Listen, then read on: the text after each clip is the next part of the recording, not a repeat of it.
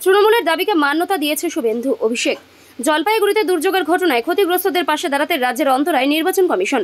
গত কয়েকদিন ধরে এই অভিযোগ করছেন তৃণমূলের সর্বভারতীয় সাধারণ সম্পাদক অভিষেক বন্দ্যোপাধ্যায়। এর বিরুদ্ধে মত বিজেপি নেতা শুভেন্দু অধিকারী। প্রমাণ হিসেবে নির্বাচন কমিশন নির্দেশিকা টুইট করেছেন, আর সেটা করে এই শুভেন্দুর আখিরে তাদের দাবিকে মান্যতা দিয়েছে বললেন অভিষেক। মানে আত্মঘাতী ঘোল করেছেন রাজ্য বিধানসভার বিরোধী দলনেতা শুভেন্দু অধিকারী। দাবি তৃণমূলের সর্বভারতীয় সাধারণ সম্পাদকের। টুইটটা পড়ুন, আপনি প্রশ্ন করছেন তো, আপনি টুইটটা পড়ুন এবং যে নোটিফিকেশনটা ইস্যু করেছে সেই নোটিফিকেশনটা পড়ুন। নোটিফিকেশনে কি বলা রয়েছে? আপনারা সাংবাদিক হিসেবে কাজ করেন, আপনারা ব্লাইন্ডলি দেখেন কি টুইট করছে। আর নোটিফিকেশনটা কি বলা আছে? এক্সিস্টিং রেট হিসেবে ড্যামেজেস দেওয়া যেতে পারে।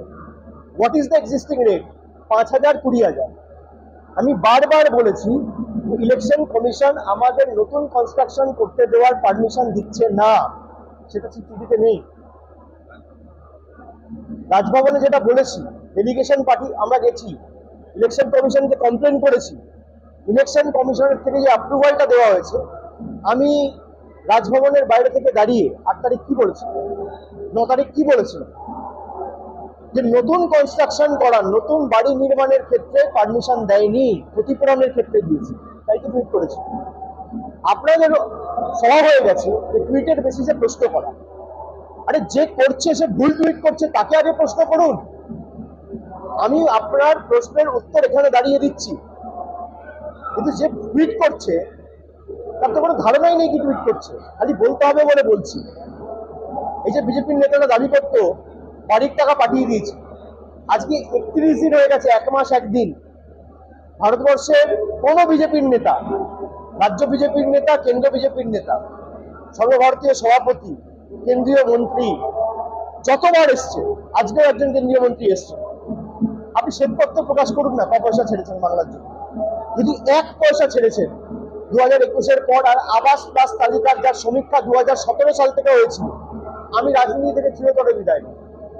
আমি তো অন রেকর্ড বলছি, আজকে 31 দিন হয়ে গেল, তারা শ্বেতপত্র প্রকাশ করতে পারছেন না। আপনারা সাংবাদিক যারা রয়েছেন, কেউ ওদের জিজ্ঞেস করবেন না যে অভিষেক বন্দ্যোপাধ্যায় চ্যালেঞ্জ করছে আপনারা শ্বেতপত্র প্রকাশ করতে পারছেন না কেন। উনি কি টুইট করছেন তার ব্যাখ্যা আমার থেকে 10 বার চাইবে। এই সাংবাদিকতা চলতে পারে। কি টুইট করেছে আগে দেখুন। ইলেকশন কমিশনের যে নোটিফিকেশনটা উনি অ্যাটাচ করেছে তাতে লেখা রয়েছে যে compensation as per existing rate. Existing rate কি? যদি আংশিকভাবে ক্ষতিগ্রস্ত যারা রয়েছে সেক্ষেত্রে ক্ষতিপূরণ 5,000, আর সম্পূর্ণভাবে ক্ষতিগ্রস্ত যারা সেক্ষেত্রে ক্ষতিপূরণ 20,000। তো নতুন বাড়ির ক্ষেত্রে তো আমি 1,20,000 টাকা দিতে চাই, সেখানে 5,000 আর 20,000-এ কি হবে? আমাদের দাবি এই ছিল। তো আমরা যে দাবিটা করেছিলাম সেই দাবিটা মান্যতা রেখে তারা ইলেকশন কমিশনের হয়ে কথা বলতে গিয়ে এটা সেলফ গোল করেছে, আত্মঘাতী। ব্যুরো রিপোর্ট, এখন সংবাদ।